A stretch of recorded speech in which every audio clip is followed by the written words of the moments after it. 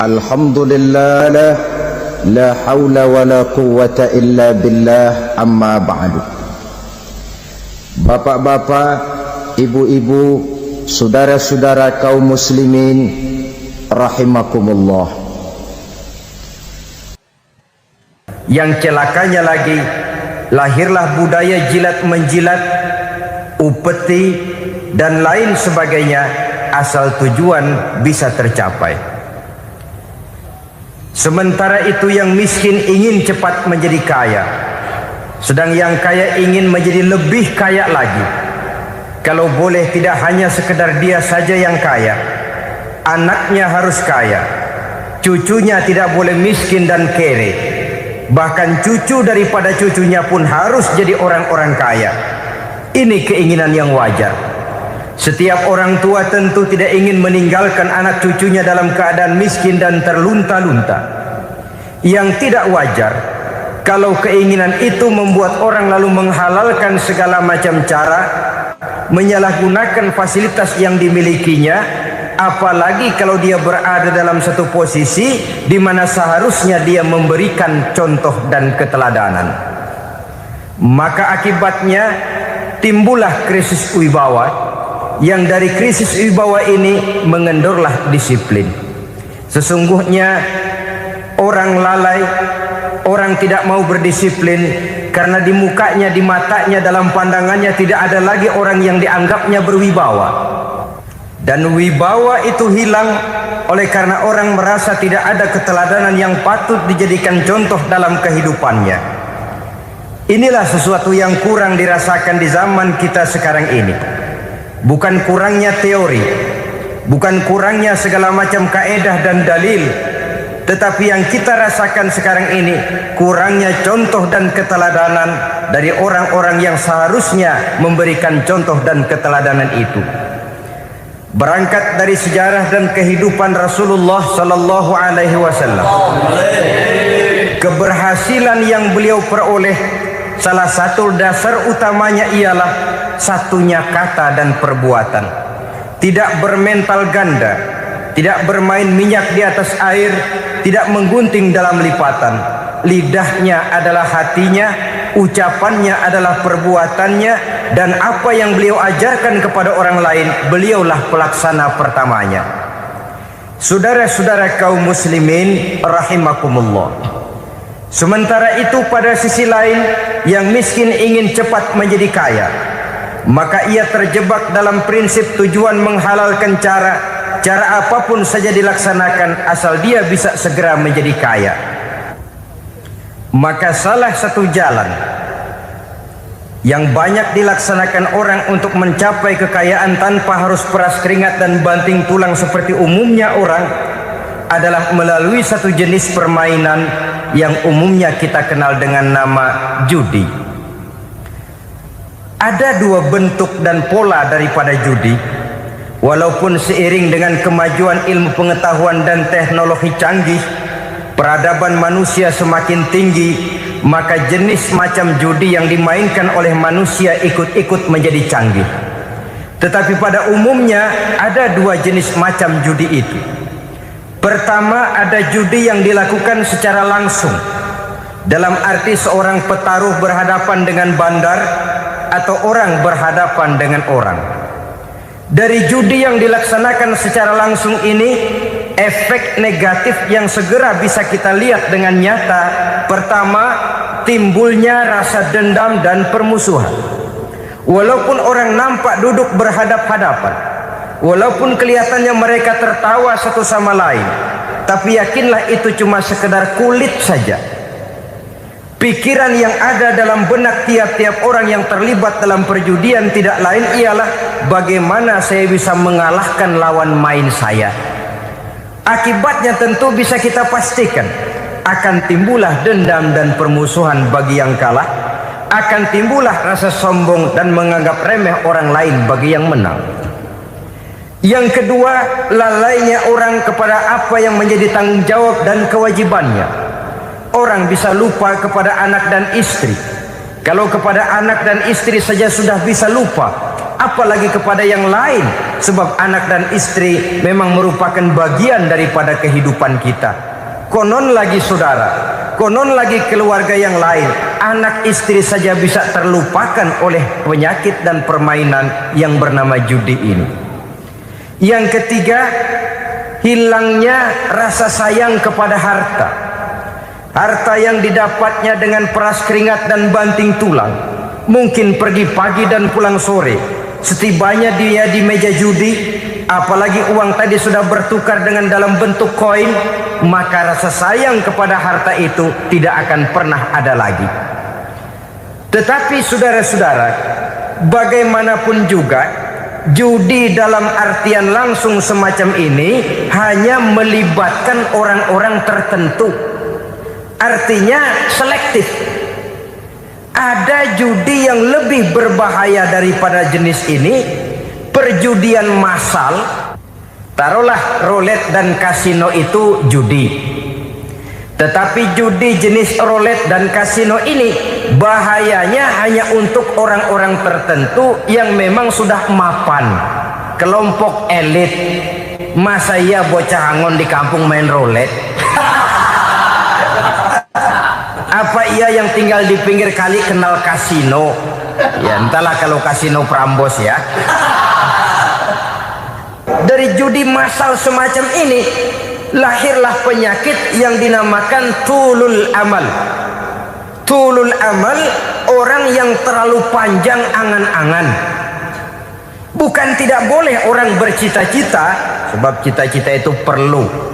Katanya manusia tidak makan masih bisa hidup 1 bulan lebih. Manusia tidak minum masih bisa hidup 3 hari lebih. Tapi manusia tidak punya cita-cita 1 jam pun dia tidak akan bisa hidup. Karena faktor yang membuat kita bergairah menghadapi kehidupan, faktor yang mendorong kita untuk tetap berusaha dan tegar menghadapi resiko, karena adanya cita-cita di dalam kehidupan kita.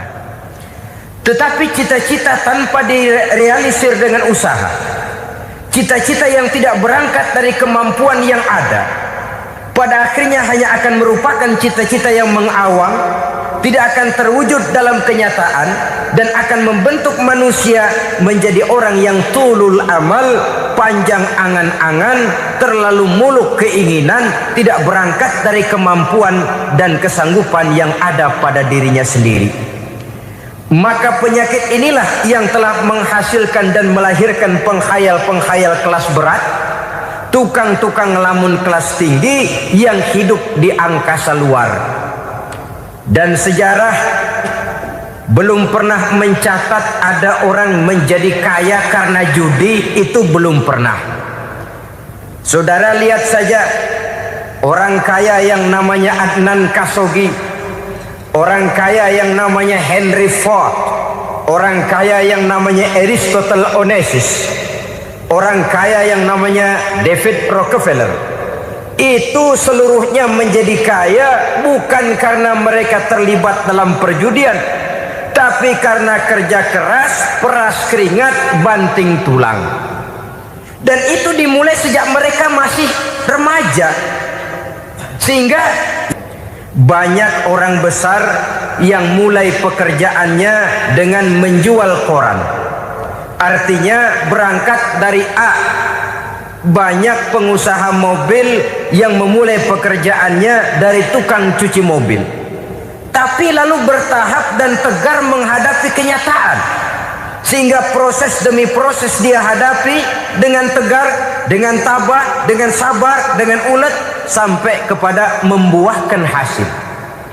Kita ingin pintas, kayaknya mau, usahanya tidak mau, senengnya mau, peras keringatnya tidak mau.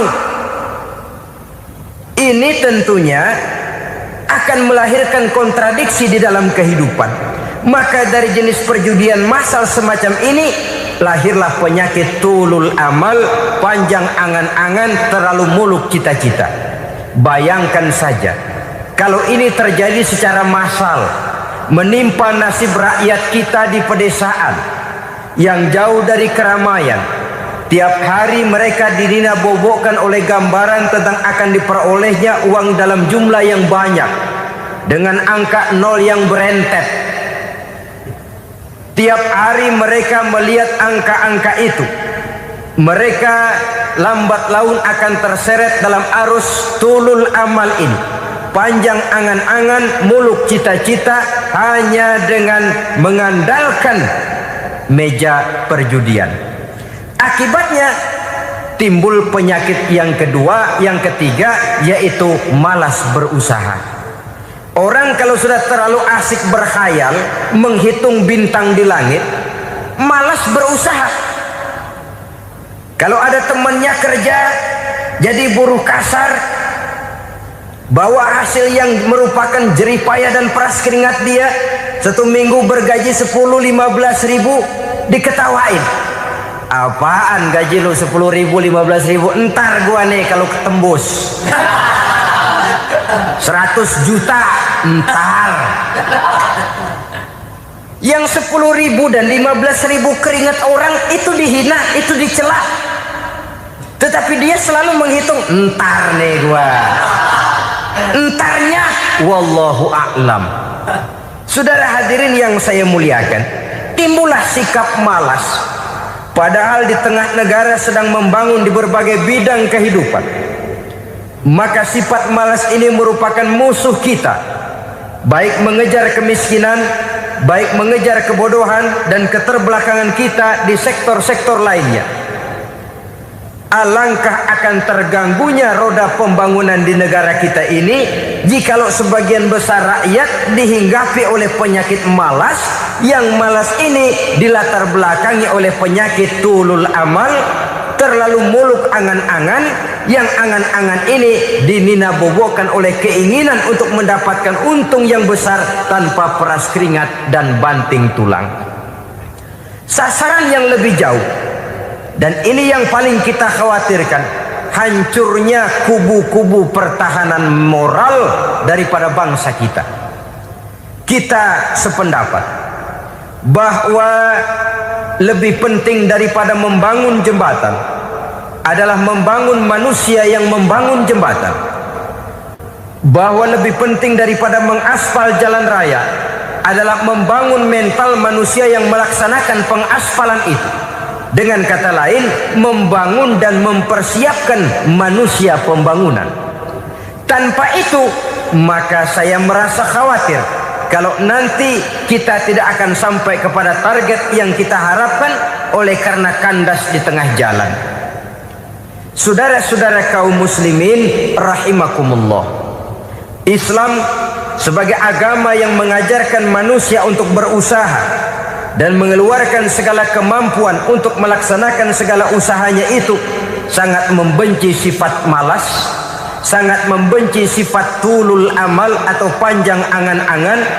Dan oleh karena judi melahirkan dua sifat itu, Islam sangat menganjurkan pengikutnya untuk menjauhi segala macam jenis perjudian, baik yang terang-terangan maupun yang dilakukan secara samar-samar, tidak ketara, judi canggih sesuai dengan canggihnya teknologi daripada manusia itu sendiri. Ini adalah penyakit yang meracuni masyarakat manusia dari sejak berpribadi, bertetangga, berumah tangga, sampai kepada berbangsa dan bernegara. Dan kasus-kasus yang timbul sudah cukup banyak, yang tidak mungkin lagi kita katakan hanya sekedar bersifat kasuistis, bersifat kasus-kasus kecil saja. Sebelum riaknya naik ke permukaan, marilah kita membuat benteng untuk masing-masing pribadi muslim memelihara dan menjaga diri jangan terseret dalam permainan yang bernama judi, apapun bentuknya, bagaimanapun cara dan ragamnya. Karena jelas bahayanya lebih besar daripada manfaatnya. Taruhlah kita barangkali kemarin-marin hanyut dalam arus perjudian, tetapi hendaknya kita bisa mengambil pelajaran bahwa seorang mukmin adalah seorang yang apabila dia melakukan kesalahan, dia segera sadar, dijadikannya pelajaran untuk tidak diulanginya lagi pada masa-masa yang akan datang.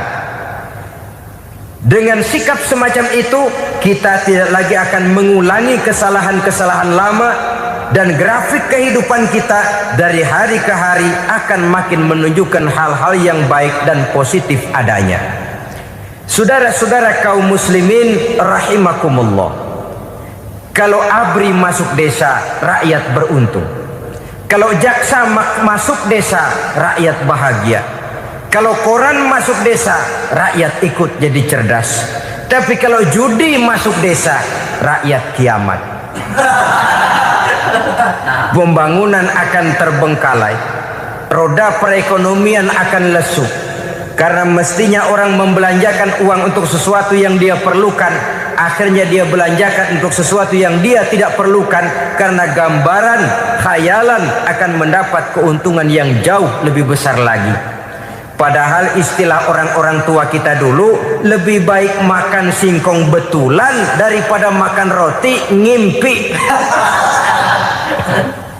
Artinya uang yang 1.000-2.000 rupiah itu lebih baik dibelikan beras, dimasak makan bersama anak dan istri, terasa nikmat dan halalnya, ketimbang beli kertas lalu ngelamun, menghayal, menghitung yang bukan-bukan. Itu kertas dibolak madep ulon, dibolak madep mudik, diputar sana diputar sini, akhirnya palanya ikut muter. Kira-kira apa yang cocok? Masih belum puas kertas dilihat, orang gila ditanyain. Sudah tahu waras, orang gila yang ditanya. Masih belum puas, nanya orang gila, tidur di kuburan. Allahu Akbar. Padahal di rumahnya tempat tidurnya empuk, anget, nggak ada nyamuk. Kuburan, tidur di kuburan. Dampak-dampak negatif yang semacam ini pada gilirannya mau atau tidak mau akan menyeberang kepada garis akidah, membahayakan dan mengancam nilai-nilai tauhid yang kita miliki. Sudah kertas dibolak-balik, tidak puas, orang gila ditanya. Orang gila ditanya belum maram, tidur di kuburan. Barangkali ada bisikan. Saudara hadirin yang saya muliakan, memang walaupun wahyu sudah berhenti, tapi Allah masih memberikan ilham kepada hamba-hambanya yang dikehendakinya. Tetapi ilham itu bentuknya positif. Kalau saudara pagi-pagi berniat, tahu-tahu datang pikiran nanti malam mau ngaji, itu namanya ilham. Kalau saudara sedang merenung, tahu-tahu datang pikiran, saya mau sedekah, itu namanya ilham, bentuknya positif. Tapi kalau ngelamun, tahu-tahu datang pikiran nomor sekian sekian sekian pasang, itu bukan ilham, itu belis. Saudara hadirin yang saya muliakan, tidak puas tidur di kuburan, cari yang lebih paten lagi, dukun ditanya. Nah, saya ingin menuduhkan persoalan. Apa tidak boleh orang ziarah kubur? Apa tidak boleh orang pergi ke dukun? Ini dalam kaitannya dengan judi, karena ini penyakit yang sudah merajalela, mewabah di kalangan masyarakat kita di lapisan yang bawah ini. Saudara hadirin yang saya muliakan, ziarah kubur bukan saja boleh, malah dianjurkan oleh Nabi. Tetapi ziarah kubur yang dianjurkan oleh Nabi itu dengan tujuan pertama, agar orang ingat kepada mati. Kafa bil mauti wa'izah, kata Nabi. Cukup dengan mengingat mati menjadi pelajaran bagi kamu semua. Maka etikanya diajarkan, kalau saudara ziarah kubur, sampai di depan pintu kubur itu kan, Assalamualaikum ya ahlal kubur wa inna insyaallahu bikum lahikun. Kami satu saat insya Allah pasti akan menyusul kamu. Kalau kamu sekarang berbaring di sini, satu saat kami akan berbaring di sini. Ziarah kubur mengingatkan orang kepada mati. Orang yang ingat kepada mati, gaya hidupnya lain dengan orang yang tidak ingat mati. Nah, orang kalau kalau nggak ingat mati, gaya hidupnya nggak terkontrol. Kalau dia berkuasa, Fir'aun. Itu nggak ingat mati. Kalau dia kaya, Korun. Sudah gambarannya nggak merupakan gambaran-gambaran yang baik. Orang yang ingat mati, dia berkuasa, dia berlaku adil. Satu saat saya akan mati dan ini akan dimintakan pertanggungan jawab. Orang kaya ingat mati, dia akan jadi pemurah. Kenapa? Kalau saya diberikan ilmu, pertanyaan akhirat cuma satu, ilmumu kau amalkan untuk apa? Kalau saya diberikan umur panjang, pertanyaan akhirat cuma satu, umurmu kau habiskan di mana? Tapi jikalau saya diberikan harta, pertanyaan akhirat ada dua, hartamu kau dapat dari mana, kau belanjakan kemana? Depannya ditanya, belakangnya ditanya. Dapat dari mana, dibelanjain kemana? Sebab dua-duanya berkaitan dengan kegiatan. Kadang-kadang dapatnya dari jalan yang baik, tapi keluarnya ke tempat yang tidak baik, itu pun tidak betul. Atau dapatnya dari yang tidak baik, tapi dibelanjakan untuk yang baik, itu pun tidak bisa diterima. Oleh karenanya, dengan mengingat mati, gaya hidup seseorang jadi terkontrol karenanya. Yang kedua, dianjurkan kita untuk berziarah kubur itu mendoakan orang-orang yang sudah meninggal. Mal mayyitu fi qabrihi illa kal gharikil mutaghawis, kata Nabi. Orang yang sudah meninggal itu di alam barzakhnya adalah seperti orang yang tenggelam di lautan, menunggu doa dari keluarganya yang masih hidup. Apakah itu anaknya, kemenakannya, cucunya, dan lain sebagainya.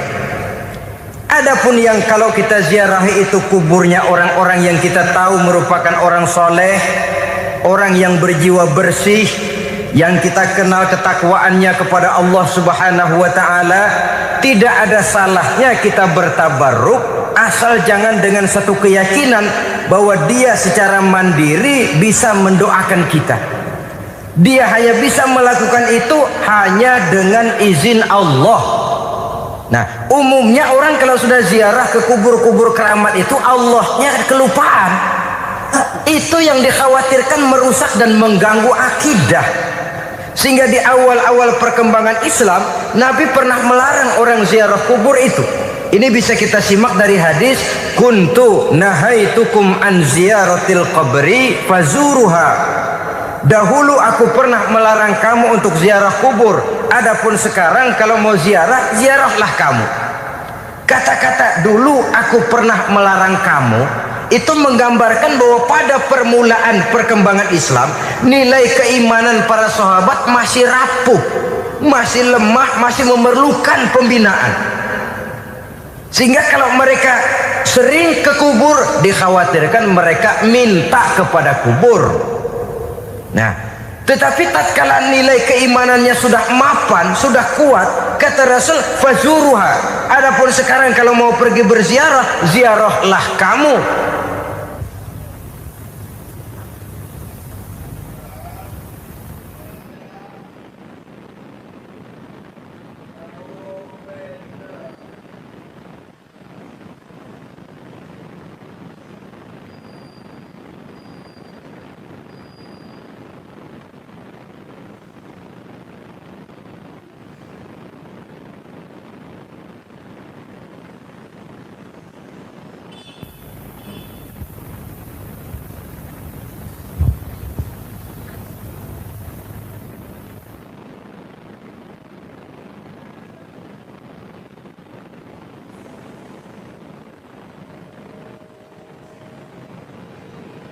Saudara hadirin yang saya muliakan, jadi jangan melupakan Allah.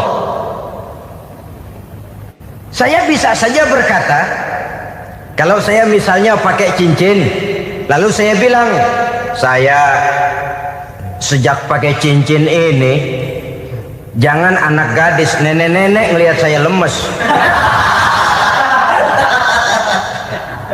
Atau sejak pakai cincin ini dagangan laris bener. Cincin itu yang menggelincirkan akidah. Untuk tidak tergelincir, orang harus tidak melupakan Allah. Dia bisa berkata, alhamdulillah, Allah memberikan keistimewaan kepada batu cincin saya. Batu cincinnya tidak apa-apa, Allah yang memberikan keistimewaan. Ini dalam bentuk yang langsung. Dalam bentuk yang tidak langsung kita bisa lihat, misalnya kalau petani ditanya, oh ini bisa panen besar ini rahasianya apa Pak? Oh, pupuk urea. Pupuk urea.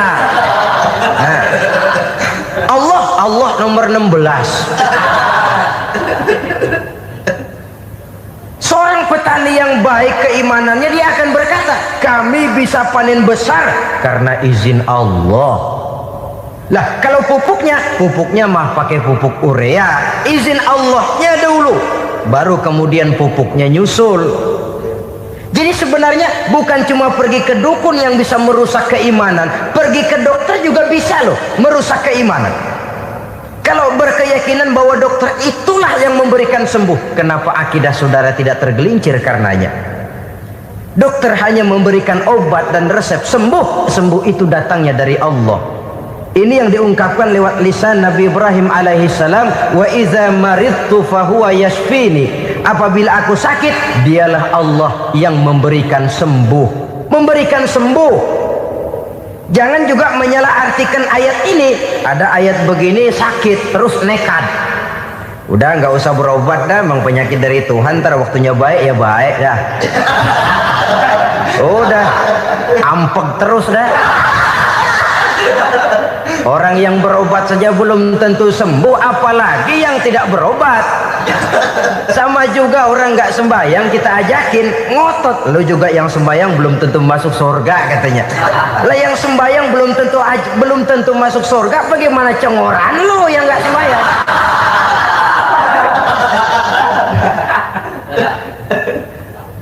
Saudara hadirin yang saya muliakan, kaum muslimin yang berbahagia. Jadi dengan demikian, maka jangan menghilangkan Allah. Kita, ajaran pokok dalam Islam adalah ajaran tentang tauhid. Nah, tauhid ini menyangkut mengesahkan Allah, baik di dalam zatnya, baik di dalam sifatnya, baik di dalam perbuatannya, baik di dalam beribadah kepadanya. Tauhid dalam ibadah itu ada. Tauhid dalam zat artinya zat Allah itu tidak tersusun, tidak terdiri dari bagian-bagian yang bisa pecah-pecah. Ya seperti kita ini kan ada kepala, ada kaki, ada tangan. Allah tidak tersusun zatnya dari bagian-bagian. Esa zatnya tidak bisa dibagi-bagi. Esa sifatnya artinya Allah itu sifatnya tidak pernah berubah. Sejak dahulu sampai sekarang, Allah itu cinta kepada orang beriman yang melakukan kebaikan, dan Allah benci kepada orang kufur yang melakukan kejahatan. Mustahil satu saat Allah berubah. Orang kufur yang berbuat kejahatan didemenin, orang mukmin yang berbuat kebaikan dikeselin. Misalnya tahun 2000 Tuhan giliran jengkel sama orang mukmin.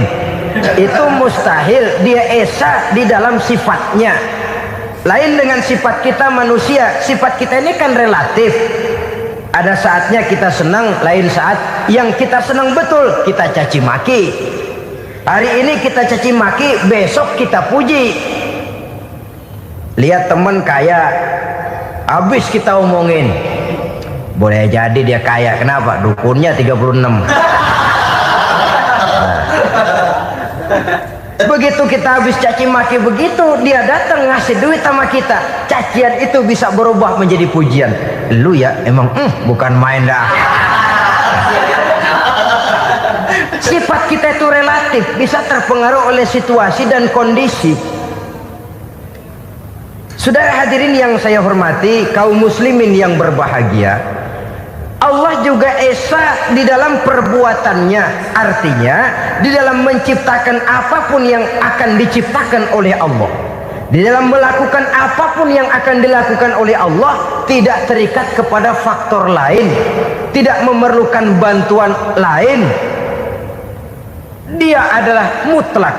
Nah, Kemudian kita mengesahkan Allah dalam zatnya, mengesahkan Allah dalam sifatnya, mengesahkan Allah dalam perbuatannya. Belum tentu berarti kita mengesahkan Allah dalam ibadahnya.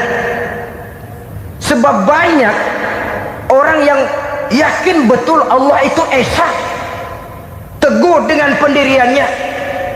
Tuhan lu siapa? Allah. Allah bagaimana? Esa. Bagaimana kalau dua? Kagak. Tiga? Enggak. Mantap. Soal tahlil paten. Tapi dalam ibadah kadang-kadang dia tidak mentauhidkan Allah. Ini makna wa ma umiru illa liya'budullaha mukhlisin. Kami tidak memerintahkan kepadamu kecuali untuk beribadah kepadaku, kata Allah, dengan ikhlas. Beribadah kepada Allah dengan ikhlas itu artinya apa? Beribadah hanya untuk Allah saja. Nah, kalau hanya untuk Allah saja, lalu kita minta berdoa di depan kuburan orang yang soleh, apa syirik? Tidak syirik. Kalau kita berkeyakinan bahwa orang tempat kita memanjatkan doa itu hanya bisa mendoakan kita dengan izin Allah. Dia sendiri tidak punya kekuasaan apa-apa.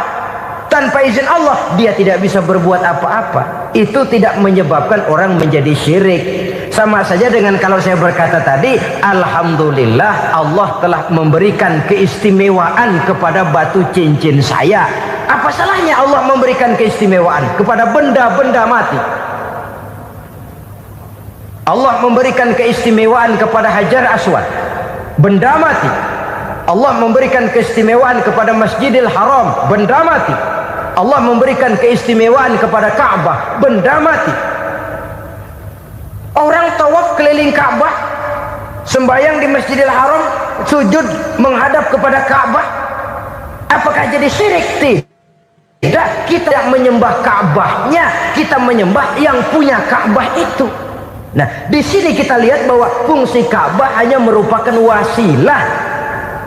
Tapi kalau Allahnya kita hilangkan, jadilah kita penyembah batu. Hanya saja batu itu berbentuk 4 bernama Ka'bah. Sa'i, orang yang melaksanakan haji, lari-lari antara Safa dan Marwah, amalan apa itu? Seakan-akan kita menghormati bukit-bukit, gunung-gunung. Tapi bukan itu yang kita tuju dalam pelaksanaan sa'i itu. Yang kita tuju adalah ini perintah Allah. Allahnya yang diutamakan. Maka hal semacam ini tidak menyebabkan orang menjadi syirik dan tergelincir dari tauhid. Tapi kalau ziarah kubur dengan niat cari buntutan,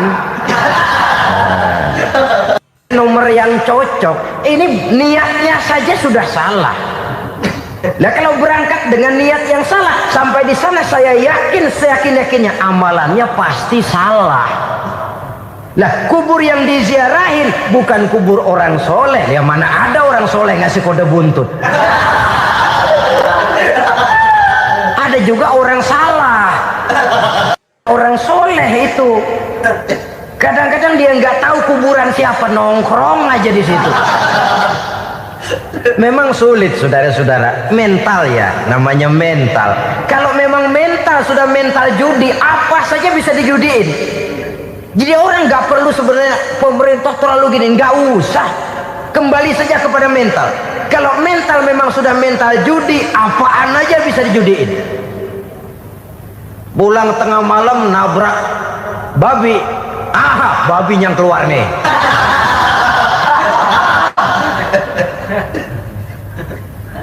Mobil lewat, nomornya bisa dijudiin. Bajai lewat, bajai bisa dijudiin. Mental. Kalau memang mental sudah mental judi, apapun saja bisa dijudikan. Saudara hadirin yang saya muliakan, lalu bagaimana dengan dukun? Ya, saudara hadirin, pergi ke dukun hakikatnya sama dengan pergi ke dokter. Orang berusaha melaksanakan yang namanya syariat, hakikatnya kembalikan kepada Allah. Syariatnya kita laksanakan. Tetapi, nah ini tetapi, yang pertama saudara harus tahu betul dukunnya itu bayang apa enggak, agamanya kuat apa enggak, Sebab ya tentu tidak ada dukun yang jelek, karena pada umumnya penyakit dukun itu kan nyohor, iklan lewat koleha-kolehanya. Kita bisul kecil datang, kita dukun, ah ini si kecil kemarin bisul kayak kelapa 5 menit baik. 5 menit padahal kemarin kagak ada yang datang. Diolah sedemikian rupa supaya orang mantap. Jadi jangan asal sembarangan. Kadang-kadang lihat potongan dukunnya aja kita ngeri. Mukanya sudah klemot, nggak pernah tersentuh air wudhu. Jangankan air wudhu, mandi aja jarang. Yang kayak begini yang dipegang mati-matian, yang dipercayai habis-habisan, akan kita kemanakan tauhid kita ini? Apalagi kalau perginya sudah dengan niat mencari nomor yang jitu. Itu saya katakan lagi tadi, berangkat saja sudah dengan niat yang salah. Orang berusaha silahkan. Sama juga kita ke dokter. Oleh dokter kan setelah diperiksa penyakit kita, lalu dianalisa, oh ini penyakitnya ini, kemudian diberikan obat. Lah obat itu kan tentu ada aturan minumnya tuh. Yang kapsul ini sehari 3 kali, yang tablet ini sehari 2 kali. Kalau kita minumnya kelebihan, overdosis namanya. Saking pengen cepet baik, sekali minum 10 tablet. Ya memang nggak sakit-sakit lagi, tapi nggak hidup sudah. Habis. Kita pun dalam melaksanakan amalan hidup beragama begitu. Saudara datang kepada kiai, orang-orang soleh, meminta amalan, wiridan, itu jangan sampai overdosis. Tidak sesuai dengan kemampuan pribadi. Wong masih SD sudah minta matematika kelas SMP, celeng. Baru SMP sudah minta diajarkan filsafat kelas perguruan tinggi, semaput. Kenapa? Daya tampungnya nggak kuat. Emang ukuran secangkir, minta di sini seember, ya luber. Lebihnya nggak cukup. Kenapa? Yang diberikan, yang diamalkan tidak sesuai dengan makomnya, tidak sesuai dengan kemampuan yang ada pada dirinya. Saudara hadirin yang saya muliakan, akhirnya apa? Mencelakakan dirinya sendiri, ngawur.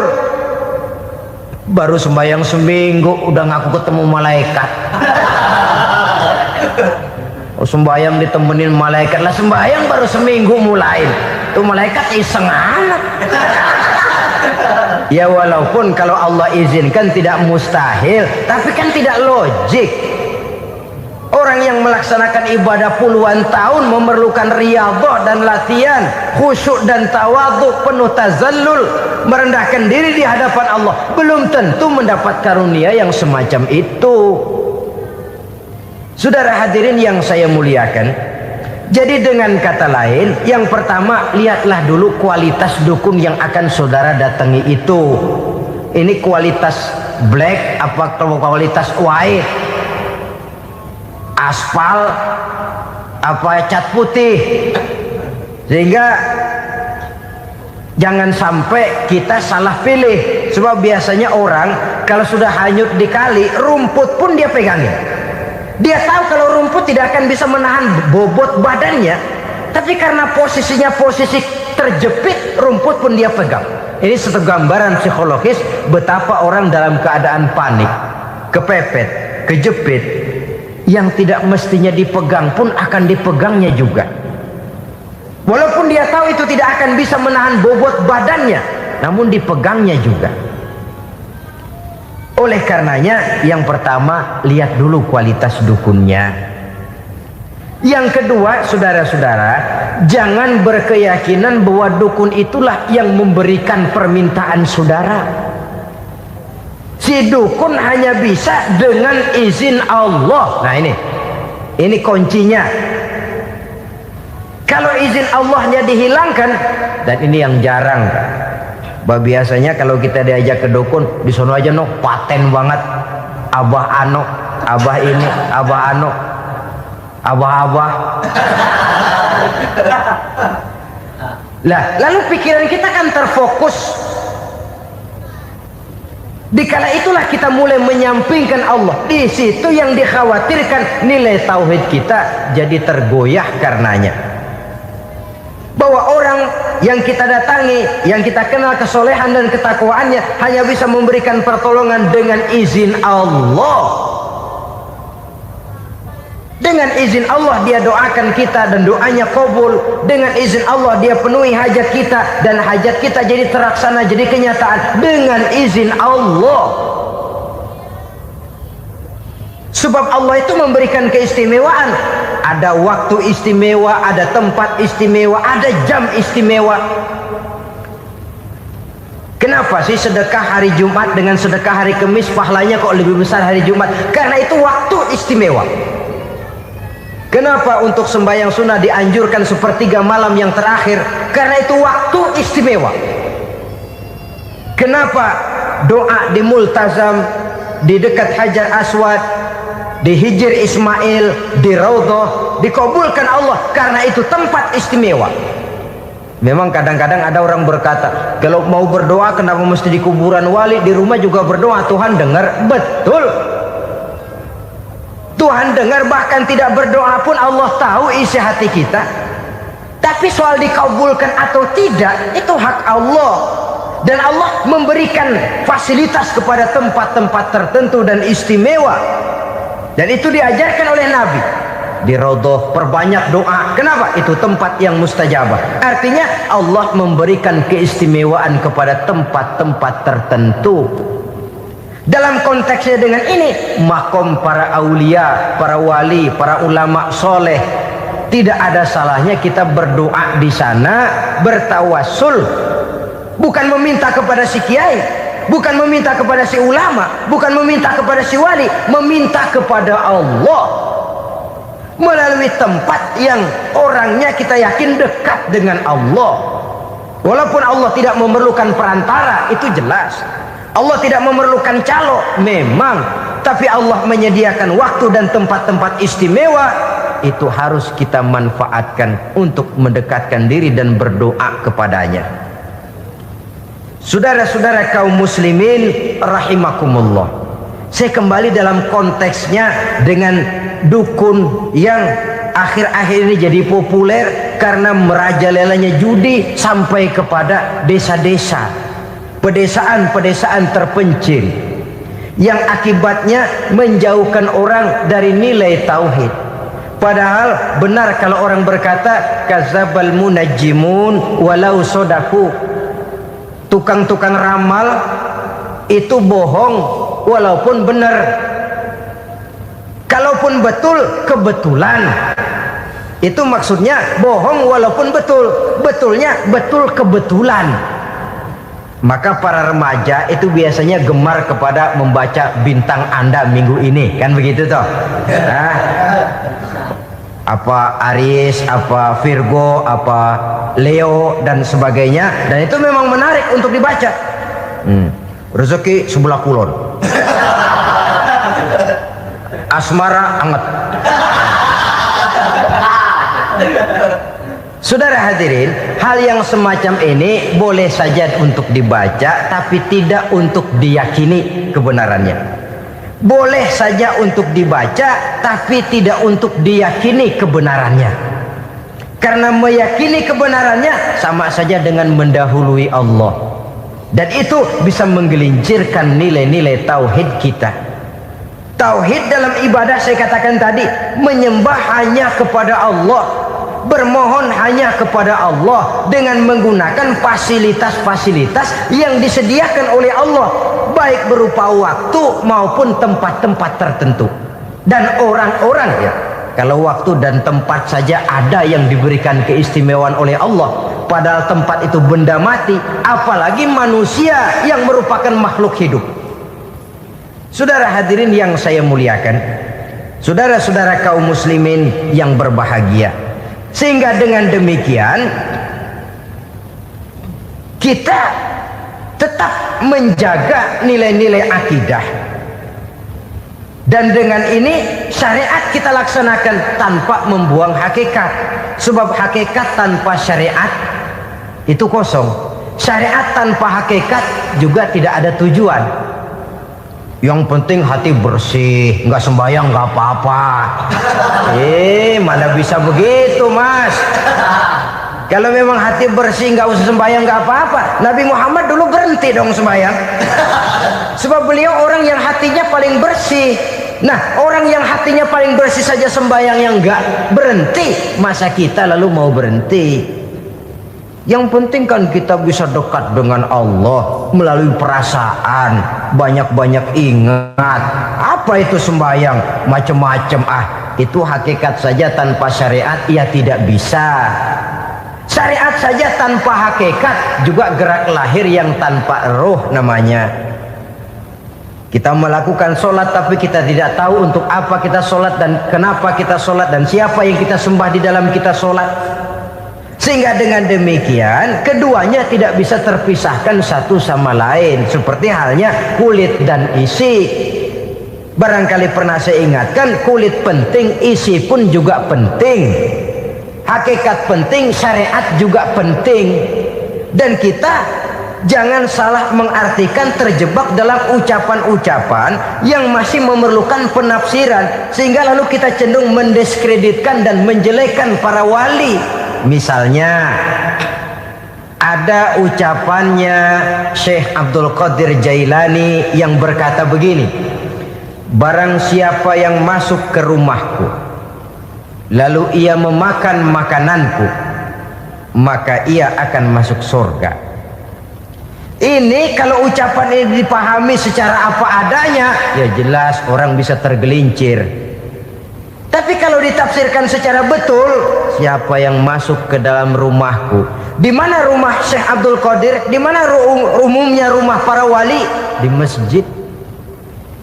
Jadi siapa yang masuk ke dalam rumahku? Masjid. Lah kalau sudah di dalam masjid, makanannya apa? Getuk.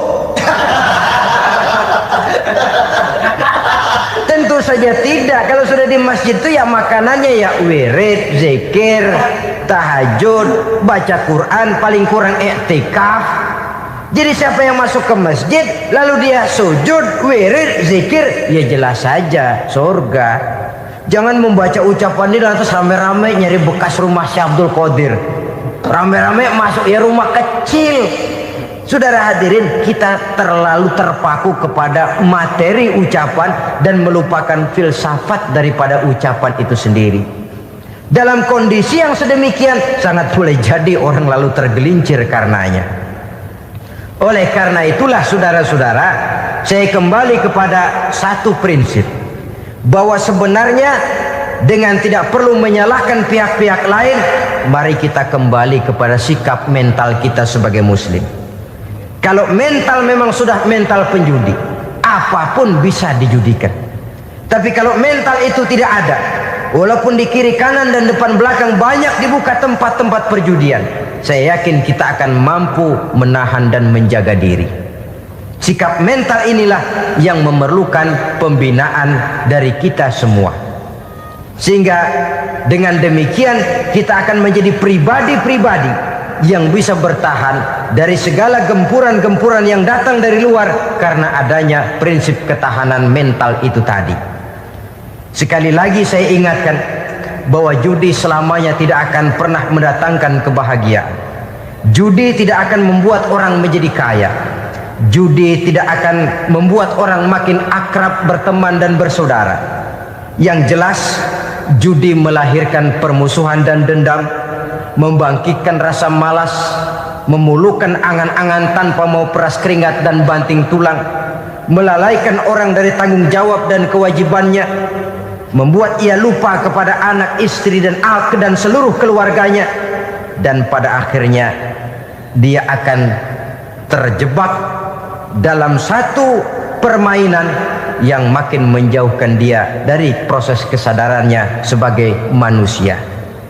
Sebagai uraian penutup, marilah kita renungi firman Allah dalam Al-Baqarah ayat 208. A'udzubillahi minasyaitonirrajim. Ya ayyuhalladzina amanu dukhulu fis silmi kafah wa la tattabi'u khutuwati syaitan innahu lakum aduwwum mubin. Hai orang-orang yang beriman, masuklah kamu ke dalam keselamatan, masuklah kamu ke dalam Islam secara keseluruhan. Jangan kamu mengikuti jejak-jejak setan, karena setan adalah musuhmu yang nyata dan jelas.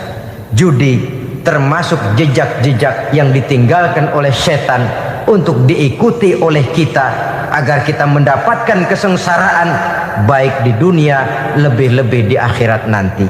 Semoga Allah selamatkan kita, Allah selamatkan seluruh bangsa kita dari penyakit-penyakit judi yang melahirkan efek-efek negatif dalam kehidupan. Terima kasih atas perhatian saudara. Mohon maaf atas segala kekurangan. Usikum wa nafsi bitaqwallah. Wassalamualaikum warahmatullahi wabarakatuh. Waalaikumsalam warahmatullahi wabarakatuh. Bapak-bapak, ibu-ibu, saudara-saudara kaum muslimin rahimakumullah. Murai di dahan dan kokok ayam di kandang. Dunia ini penuh dengan berbagai macam kesibukan.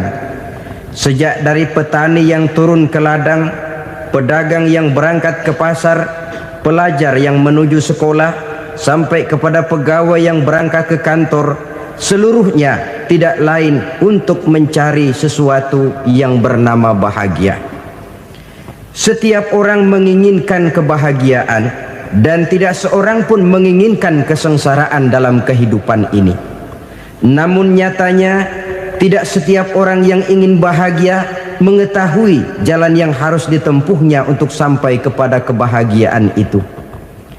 Maka pada kesempatan pertemuan kali ini, saya ingin menyampaikan sebuah hadis dari junjungan kita baginda Nabi besar Muhammad sallallahu alaihi wasallam yang termuat dalam kitab Mukhtarul Ahadits An-Nabawiyah, di mana beliau bersabda, arba'un min sa'adatil mar'i.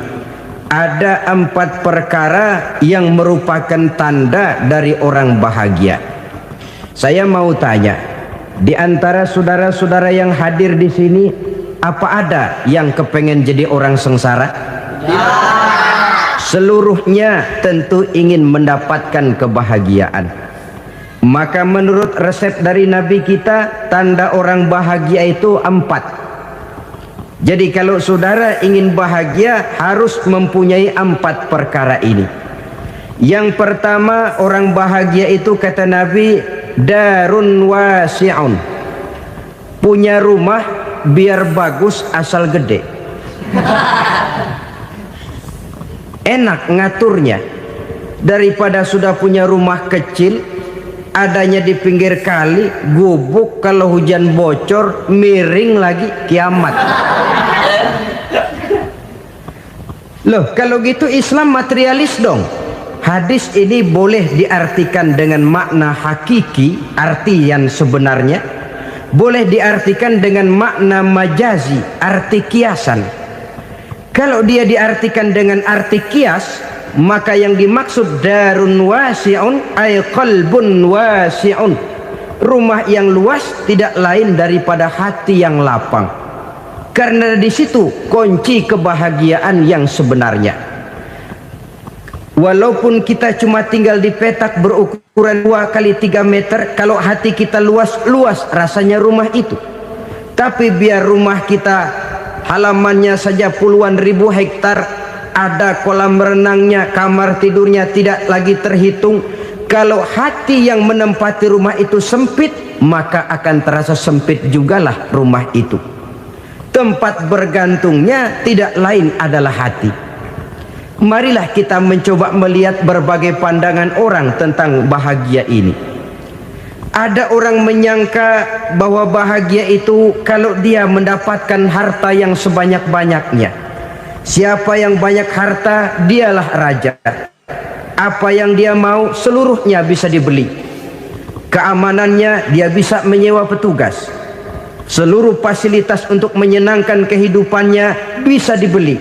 pendeknya hartalah segala-galanya dalam kehidupan. Sampai ada pepatah mengatakan, innad darahima fil amakini kulliha taksur rijala mahabatan wa jalala. Sesungguhnya harta, dinar, dirham, uang di mana-mana selalu bikin hebat orang yang memilikinya. Coba lihat, orang yang punya duit sama yang enggak punya duit, jangan gaya hidupnya, gaya jalannya aja lain. Wahia lisanun liman arada fasahatan, wahia silahun liman arada qitala. Uang adalah senjata yang paling ampuh bagi orang yang mau pergi perang, dan lidah yang paling fasih bagi orang yang mau bicara. Kalau bicara dengan lidah macet, cobalah bicara dengan harta, lancar. Sampai ada pepatah demikian, segalanya bisa diatur dengan harta.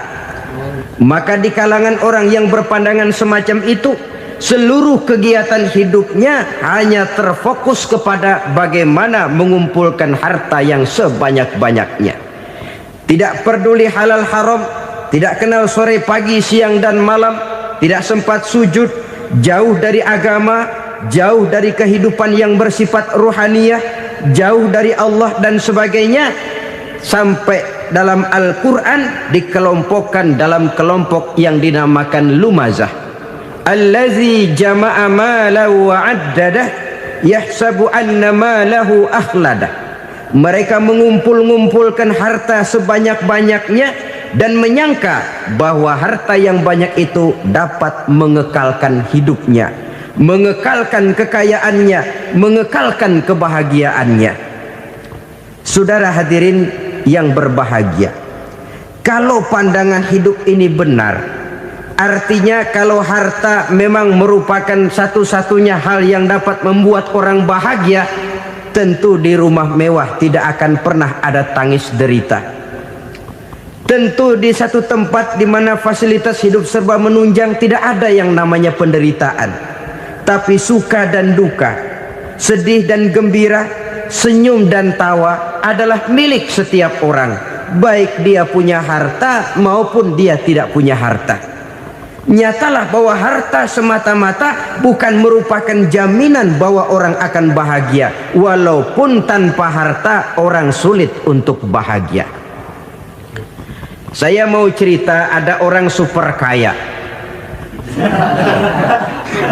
namanya Aristotle Onesius, raja tanker Yunani. Dia punya kapal tanker saja konon sampai 11 banyaknya. Punya perusahaan penerbangan yang disebut Olympic Airlines. Punya hotel di berbagai kota besar di dunia ini, sejak dari New York, London, Paris, Rome dan sebagainya. Bahkan punya pulau yang dia namakan Pulau Scorpio. Ini kan namanya sudah kaya nggak tanggung-tanggung, punya pulau. Nah, dia punya 2 orang anak, yang satu laki-laki namanya Alexander, yang satu perempuan namanya Maria Onesius. Seluruh harapannya tertumpah kepada anak lakinya Alexander ini, yang akan meneruskan usahanya, meneruskan kekayaannya, meneruskan dinastinya. Apa yang terjadi? Ternyata anak yang dia harapkan yang bernama Alexander ini mati muda dalam kecelakaan pada waktu dia olahraga. Apa olahraganya? Namanya olahraga anak orang kaya, golongan jet set. Olahraganya olahraga pesawat terbang. Jatuh, ya nggak kapungut, habis mati. Tinggal satu anak perempuannya, Maria Onesius. Tapi anak perempuan ini juga malah urakan. Terakhir dia pacaran, bahkan kemudian kawin sama orang Rusia.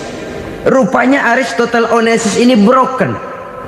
Kekayaannya yang berlimpah ruah, perusahaannya yang begitu banyak, siapa yang akan meneruskan? Siapa yang akan menggantikan? Sampai kemudian dia mengurung diri di Pulau Scorpio dan mati di sana secara mengenaskan. Seorang multi jutawan, seorang yang super kaya, mati menyendiri di pulau sepi. Ibarat kata pepatah, anak ayam mati di lumbung.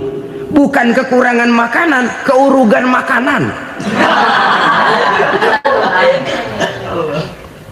Begitu kehidupan Aristotle Onassis. Dan banyak orang-orang yang sudah demikian kaya sampai dibingungkan oleh kekayaannya sendiri.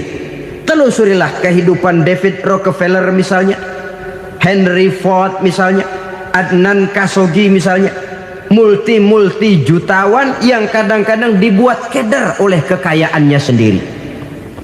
Pantas ketika Imam Ali ditawarkan orang, "Ya Ali, kalau kepadamu disuruh pilih ilmu atau harta, kau pilih mana?" Ya jelas pilih ilmu dong. Kenapa? Pertama, ilmu kalau kita berikan kepada orang lain tambah. Tapi harta kalau kita berikan kepada orang lain kurang. Saudara punya uang 10.000, dibagi orang 5.000, jelas uang saudara berkurang. Tapi saudara punya ilmu diberikan kepada orang lain bisa, saudara pun makin mantap. Tidak lantas jadi bodoh karena ngajarin orang. Saudara bisa Fatihah lalu mengajarkan orang Fatihah. Orang bisa, saudara pun makin hafal. Tidak lantas setelah diajarin orang ilmunya hilang. Begitu datang dia minta orang, "Tolong ajarin saya Fatihah." Udah habis, nggak ada.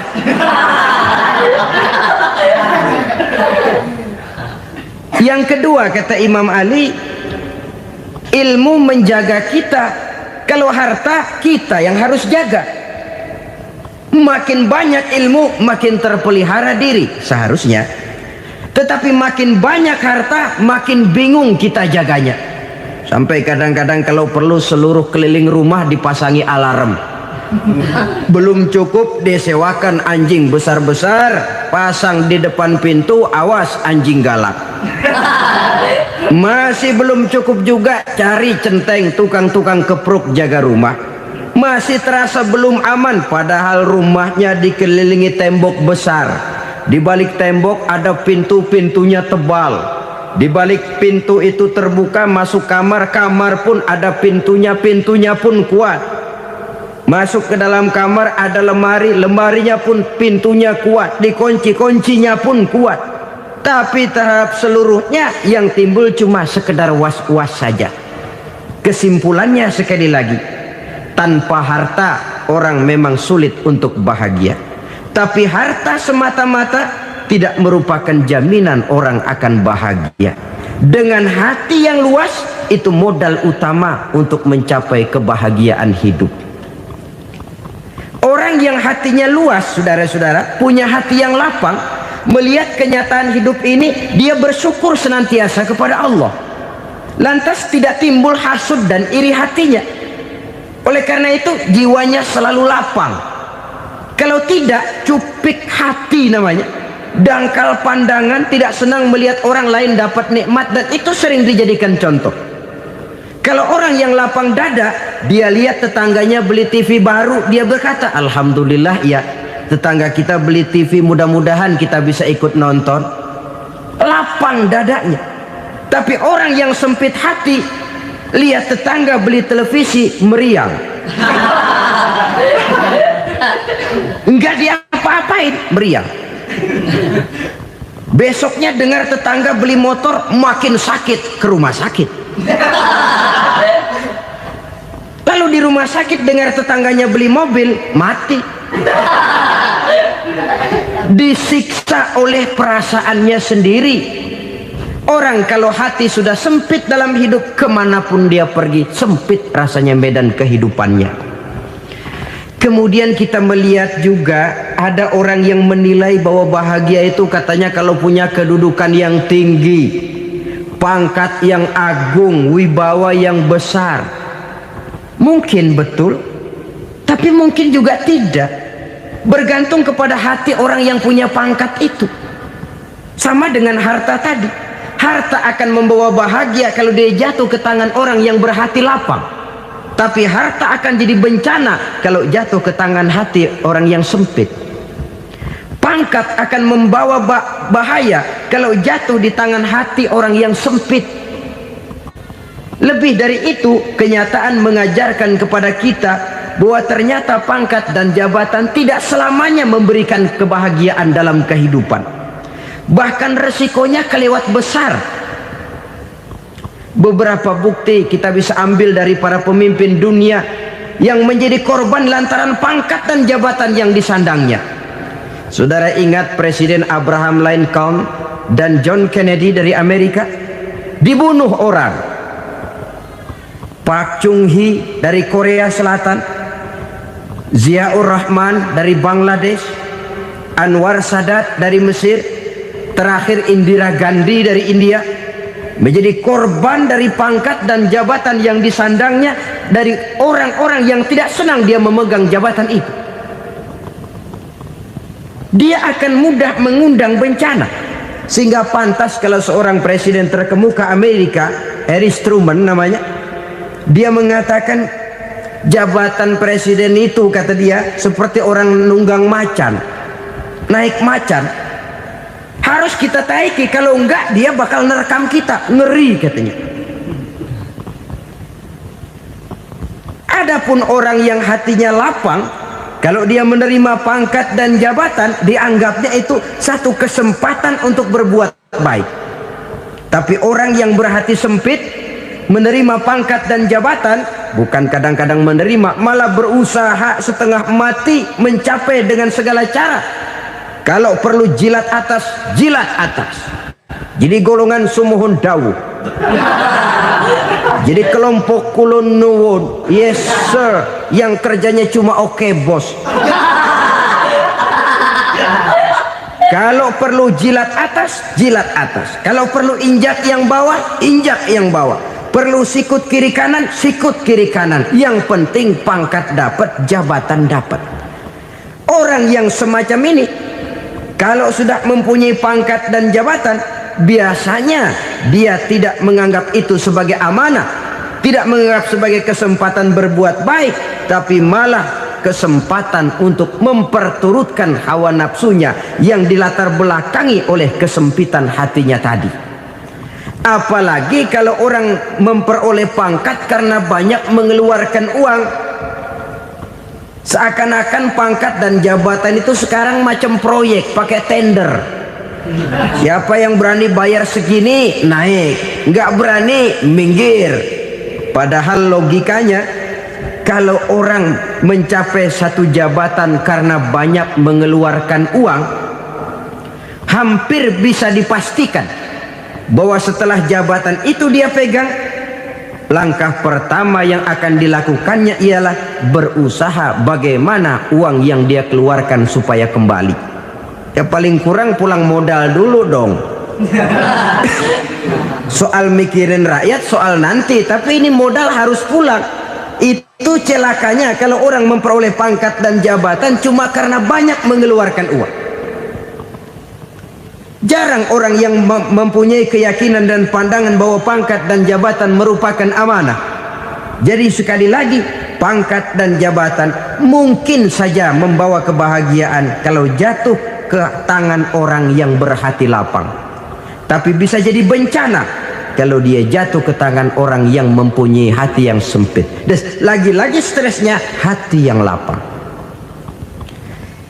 Lalu sebagian orang, saudara, ada yang berpandangan katanya bahagia itu kalau jadi orang terkenal, mempunyai popularitas, menjadi idola di kalangan remaja, di kalangan orang tua, di segala lapisan masyarakat. Padahal makin populer orang, makin terikat dia. Ya kalau macam kita ini kan nggak punya nama, nggak populer, tengah malam buta mau nongkrong di warung Tegal aman. Tapi pangkat, jabatan, kedudukan, popularitas menyebabkan kita diikat dengan berbagai macam peraturan. Cuma mandi sama ke WC saja yang nggak dikawal.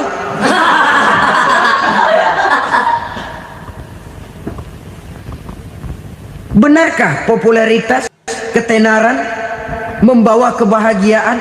Mungkin, ya, tapi mungkin juga tidak. Kenapa? Banyak orang-orang populer yang mengakhiri hidupnya secara tragis. Kita ambil beberapa nama. Di Amerika tahun 60-an ada bintang seksi paling terkenal yang dijuluki seks bom. Bom seks. Sampai sekarang jadi legenda, namanya Marilyn Monroe. Singkatan double-nya itu inisialnya MM, Marilyn Monroe. Terkenal, top, sampai dia mati tahun 62. Namanya sekarang masih saja dibicarakan orang. Kenapa dia bunuh diri? Tidak punya hartakah dia? Banyak. Kurang populerkah dia? Seluruh dunia mengenalnya. Sejak rakyat kecil sampai pejabat tinggi dia punya hubungan. Kenapa? Jenuh. Dia terlahir dalam keadaan yatim. Setelah itu tidak lama dia berangkat remaja, ibunya meninggal. Pindah dari wanita asuh ke wanita asuh sampai 12 orang ibu angkatnya. Dan kekecewaan yang paling parah, setiap laki-laki yang dekat dengannya hanya seperti kapal berlabuh. Datang dan pergi silih berganti, padahal dia merindukan seseorang yang bisa melindungi hidupnya. Dia rindukan itu dan dia tidak pernah menemukan. Itu yang akhirnya menyebabkan dia minum pil tidur kelewat dosis, minum obat tidur kebanyakan, ya tidur terus sampai sekarang.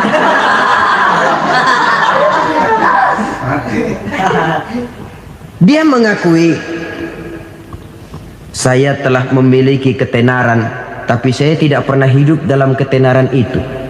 Saya pandai main sandiwara, tapi saya ingin hidup dalam alam yang real sebagaimana umumnya orang. Itu yang dia rindukan. Menyusul jejak yang namanya Marilyn Monroe ini, Billie Holiday, saudara kenal tentu, di rumah sakit dirawat. Dia juga minum obat overdosis, mati lagi. Jimi Hendrix minum obat tidur overdosis kelewat batas, mati lagi. Lalu yang menghanyutkan diri di danau, Janis Joplin dan Brian Jones. Ini orang-orang populer, orang-orang terkemuka yang mengakhiri hidup secara tragis, bukan karena tidak terkenal, mungkin karena sudah saking terkenalnya. Contoh paling belakangan, Bruce Lee. Wah, ini tukang-tukang keprok tentu kenal siapa dia. Sampai sekarang pun tabir kematiannya masih merupakan misteri. Dan yang masih hidup juga menunjukkan gejala yang aneh. Michael Jackson, rumahnya di Beverly Hills itu dijaga sedemikian rupa, dan dia selalu curiga kepada setiap makanan harus steril, bersih dari segala macam kimia. Kemana dia pergi, itu tukang-tukang keprok sudah selalu menjaga dan mengawal, dan dia seakan takut menunjukkan mukanya yang asli. Hingga kalau tampil ke tengah di luar show, dia kadang memakai pakaian yang tidak menunjukkan dia yang sebenarnya, takut dikenali orang. Ternyata popularitas sering jadi momok yang meracuni kehidupan manusia.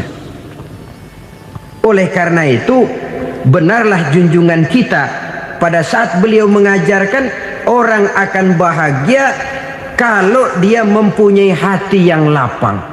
Nah, sekarang masalahnya untuk mendapatkan hati yang lapang, caranya bagaimana? Kita kembali kepada konsep Quran. Allah mengajarkan, ala inna bi dzikrillahi tatmainnul qulub. Ketahuilah bahwa dengan banyak mengingat Allah, hati akan tenang, jiwa akan lapang. Dengan kata lain, dekat dengan agama, merasakan kehadiran Allah dekat dalam hidup. Itu muara pertama untuk mencapai hati yang lapang. Ala inna bi dzikrillahi tatmainnul qulub. Jangan macam orang sekarang ingin mendapatkan ketenangan lalu tapak di puncak gunung, di gua-gua, di tempat sepi. Iyalah kalau nggak ada ular.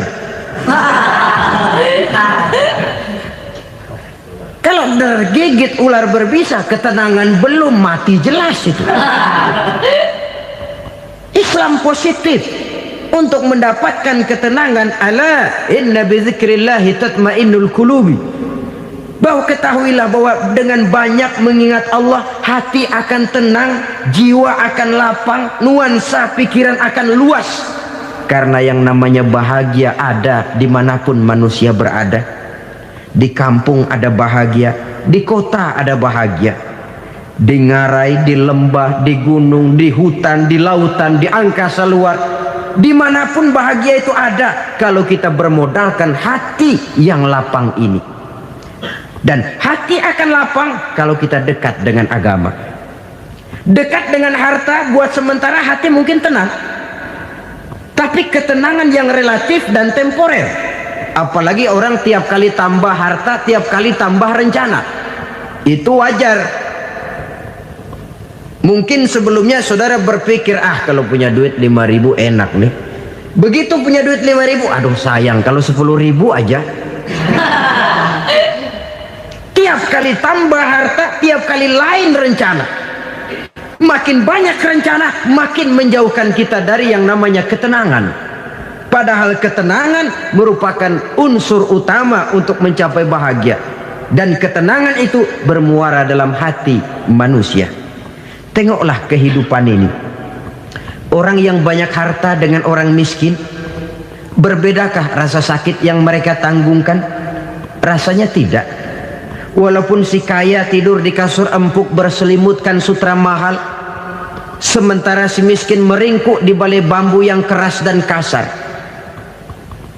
Apabila maut datang, dia juga tidak pernah pilih bulu. Maut datang menjemput si kaya di singgasana keemasannya, dikelilingi oleh para pengasuh, dayang dan inang serta para pengawal. Dan maut pun datang menjemput si miskin papa, sehingga ia tergelepar di tepian jalan. Kedua-duanya bernama mati. Kalau nyata bahwa sakit yang ditanggung si kaya tidak beda dengan sakit yang ditanggung si miskin, bukan harta semata yang membuat orang bahagia. Hati yang tenang, jiwa yang lapang penuh kedamaian, karena banyak berzikir dan mengingat Allah, itu merupakan modal utama untuk mencapai sesuatu yang bernama bahagia.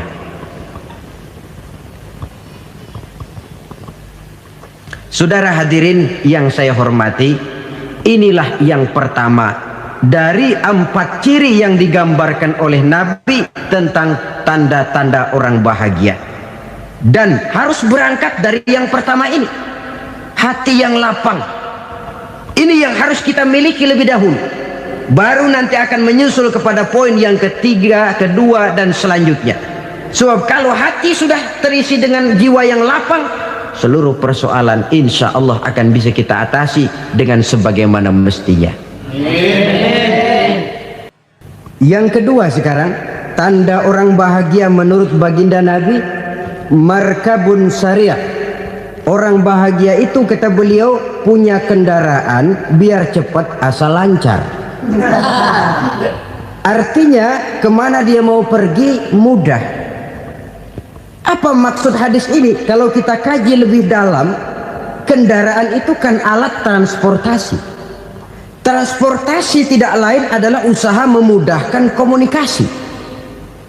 Pindah dari situ kepada teori bahwa manusia adalah zon political, makhluk bermasyarakat yang tidak bisa memenuhi kebutuhan hidupnya secara sendirian. Kita memerlukan keberadaan orang lain dalam kehidupan ini. Untuk memakai baju saja kita sudah perlukan petani yang tanam kapas, pabrik yang memintal kapas jadi benang, pabrik yang menenun benang jadi kain, sampai kepada mesin jahit, sampai kepada tukang jahit. Itu cuma untuk memakai pakaian saja. Tidak seorang pun di antara kita yang sanggup memenuhi kebutuhan hidupnya secara sendiri. Kita perlu orang lain.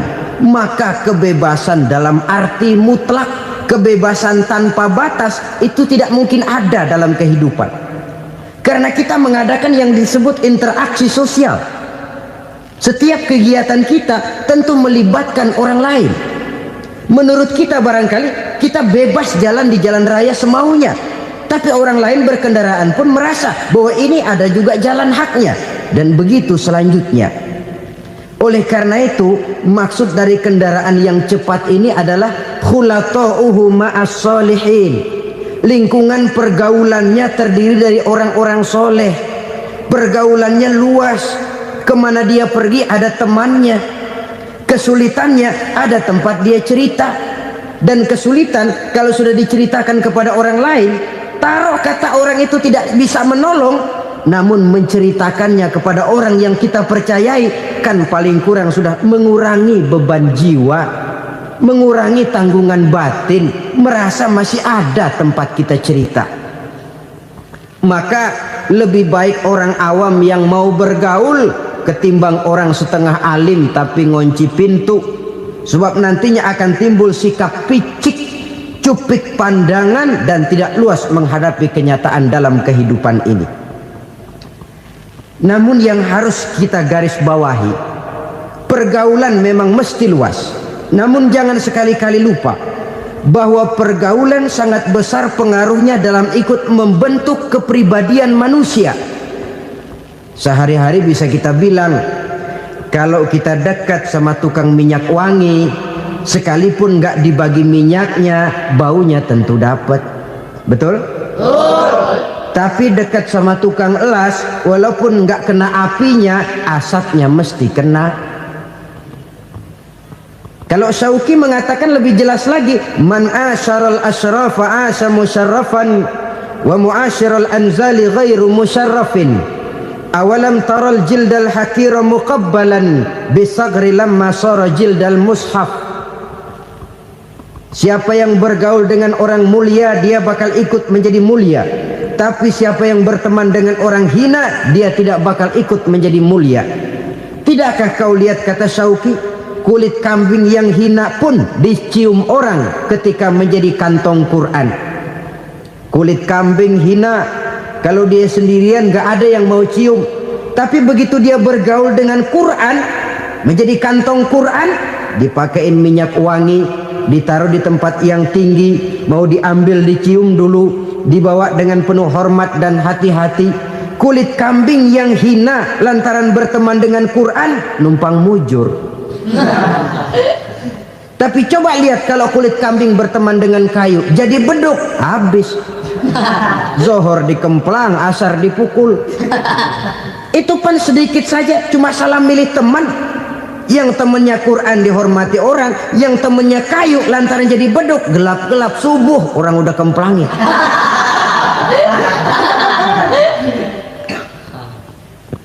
Maka terutama kepada adik-adik remaja yang masih mencari identitas diri, yang ibarat kaset masih kaset kosong, mudah diisi oleh apapun, pandai-pandailah memilih teman dalam bergaul. Karena banyak orang yang tadinya baik-baik, ketika terseret dalam pergaulan dengan orang yang tidak baik, kebaikannya menjadi lentur dan luntur. Tapi berapa banyak bajingan-bajingan tengik, orang-orang yang berlumur noda dan dosa, tiap hari melakukan maksiat, namun bergaul dengan orang yang baik-baik, pada akhirnya sedikit demi sedikit beringsut dan berangsur dia terbiasa mengikuti kebaikan-kebaikan. Saya tekankan ini kepada remaja karena mereka masih mencari identitas diri. Apa yang mereka lihat mereka mau, apa yang mereka dengar mereka ingin tahu. Coba lihat kehidupan remaja. Pulang nonton film Rambo, pengen jadi Rambo, gagah, maunya belekai melulu. Pulang nonton film Superman, pengen bisa terbang. Pulang nonton India, nyanyi melulu. Wajar, mereka masih mencari identitas diri. Saya ini sebenarnya siapa? Lingkungan, pergaulan akan membentuk itu. Karena itu pandai-pandailah bergaul, karena ia sangat besar pengaruhnya dalam ikut membentuk kepribadian manusia. Apalagi sifat yang jelek lebih cepat menularnya ketimbang sifat yang baik. Sifat yang baik, watak yang soleh itu lambat sekali untuk menular. Tapi yang tidak baik, kan prosesnya mah kalau remaja biasanya mula-mula dengar. Karena dengar lalu pengen tahu. Karena pengen tahu lalu ngeliatin. Begitu ngeliatin kan pengen nyobain. Setelah nyobain ketagihan. Nah, ini prosesnya. Yang namanya ganja, morfin, narkotik awalnya kan begitu. Mula-mula denger katanya kalau sudah fly to the sky, sudah melayang ke langit katanya, disitulah puncak kebahagiaan. Mulanya cuma denger. Karena denger pengen tahu. Karena pengen tahu lalu ngeliat, kumpul sama orang yang suka ngeganja. Setelah ngeliat, nah pengen ngerasain. Begitu ngerasain enak juga, ketagihan.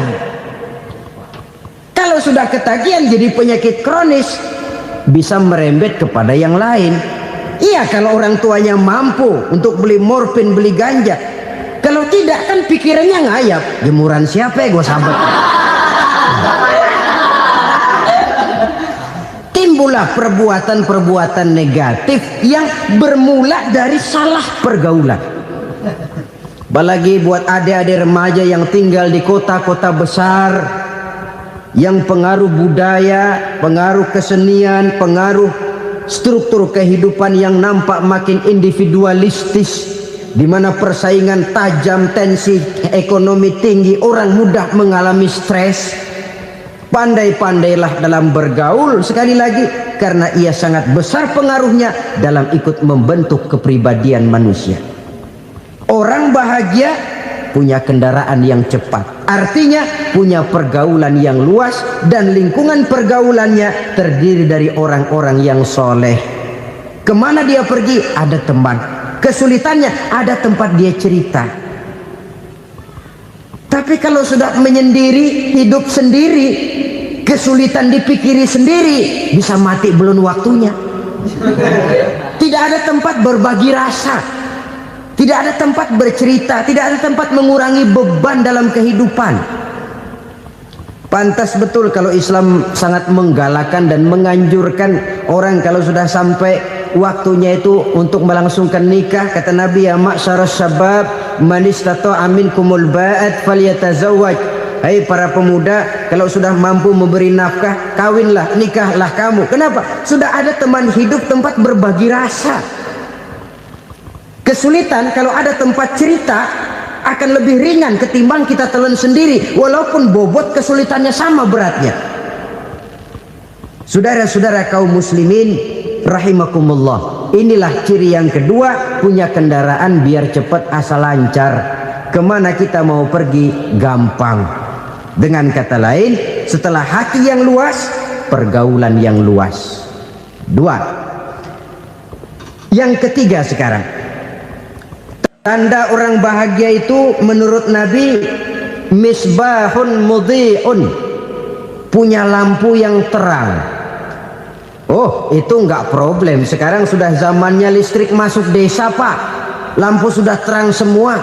Betul, kalau itu yang dimaksud. Tapi tidak cuma itu.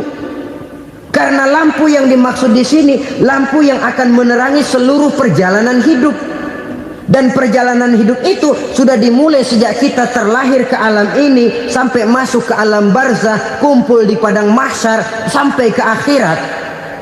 Lampu yang menerangi itu yang diperlukan. Kalau lampu, katakanlah yang paling top sekarang kan lampu jenis Mercury.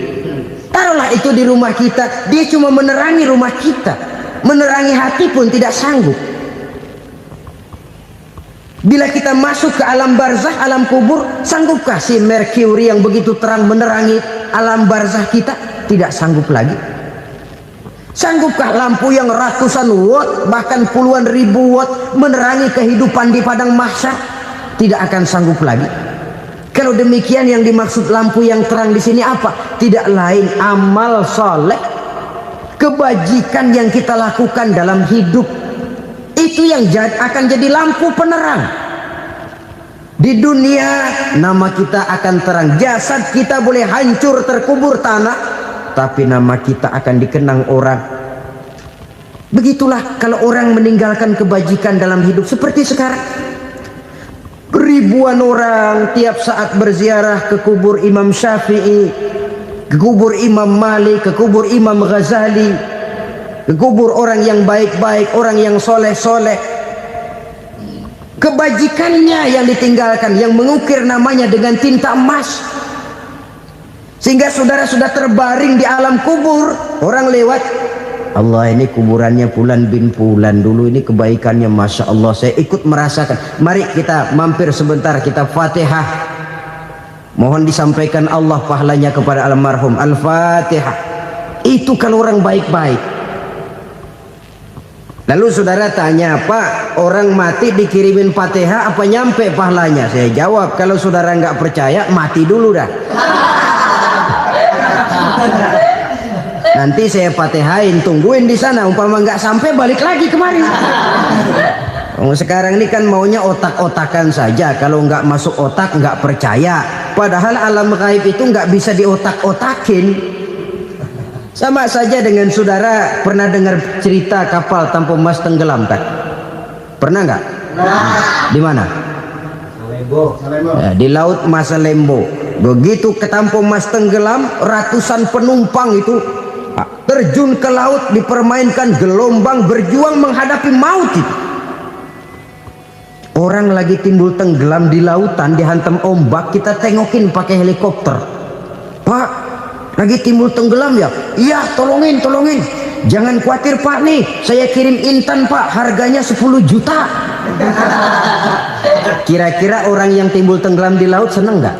Tidak. Kan mahal toh intan 10 juta.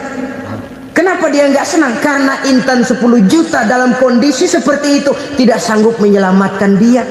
Dia akan girang kalau dikirimin ban mobil bekas, dikirimin papan terentang atau bambu.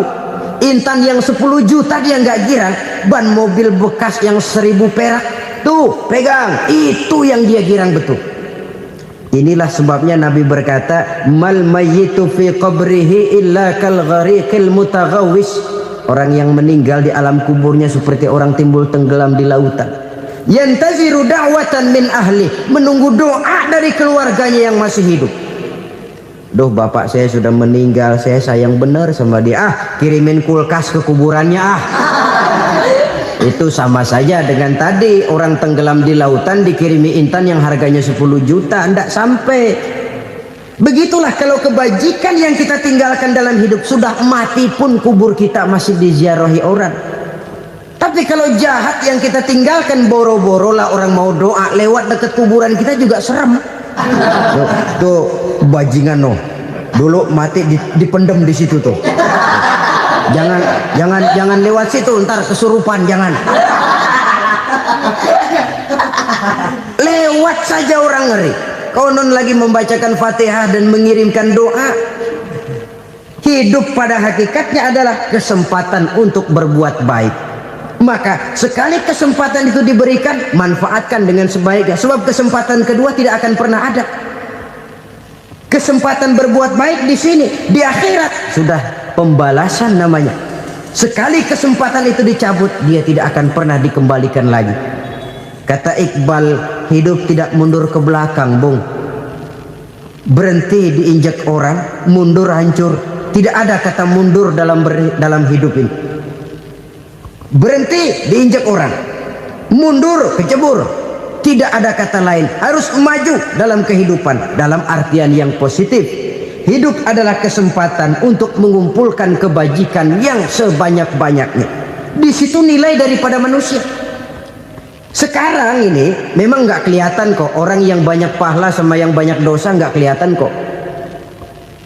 Barangkali kalau habis bikin dosa palanya pada benjol, mungkin orang takut sama dosa. Tapi sekarang sama saja, orang yang banyak dosa dengan yang nggak banyak dosa jalan bareng dari belakang, sama, nggak kelihatan beda. Tapi ada waktunya di mana pahala memegang peranan, di mana dosa diperlihatkan. Sama saja kalau kita bawa mobil siang, lampu kan nggak begitu berfungsi. Apa lalu bilang, alah ini lampu berat-beratin, copot-copotin aja dah. Tidak perlu begitu. Kenapa? Pada suatu saat malam senja akan datang. Bila matahari terbenam, senja pun datang, gelap mulai merayap, disitulah baru terasa perlunya lampu. Pahala begitu. Sekarang orang yang nggak ada pahalanya, nggak kelihatan dalam kehidupan.